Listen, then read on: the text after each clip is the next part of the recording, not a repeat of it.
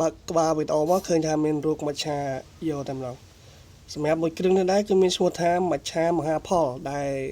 ម្ចាស់ទូកនឹងចេញពីខាងកំពង់ចាមមកទេសម្រាប់ទូកស្លាប់មន់មួយគ្រឿងនេះស្រុកខាងស្រីសន្ធើព្រែកពោយ៉ាងនេះនៅចិត្តគ្នាដែរទេ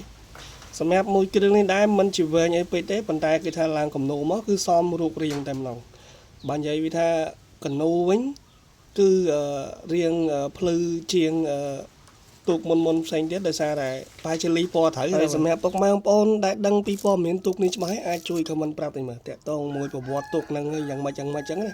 បើតាមខ្ញុំដឹងមកដូចជាអត់សូវច្បាស់ថាទូកនេះជាទូកຂະຫນាតវែងឬក៏ຂະຫນាតអន្តរជាតិដោយសារតែខ្ញុំអត់សូវដែរឮឈ្មោះនេះណាធ្លាប់តែឮមច្ឆាមហារអិលអីចឹងហើយបើសិនជាមានការខុសឆ្គងអីអាចជួយខមមិនប្រាប់ផងដោយសារតែខ្ញុំអត់សូវដឹងច្បាស់តាក់ទងមួយ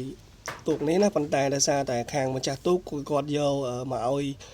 ជាងរិទ្ធហ្នឹងក៏គាត់ឡើងកានូដាក់ឈ្មោះថាមច្ឆាមហាផលអញ្ចឹងណាពុកម៉ែបងប្អូនអញ្ចឹងវីដេអូគឺមានតែប៉ុណ្ណេះទេសម្រាប់ពុកម៉ែបងប្អូនដែលមិនទាន់បានចុច Subscribe ឲ្យអាចចុចទំនាក់មួយទៅដើម្បីទទួលបាននៅវីដេអូតាក់ទងមួយទូកស្លាប់មន់ឬក៏ទូកវែងអីបន្ថែមទៀតអញ្ចឹងណាអរគុណច្រើន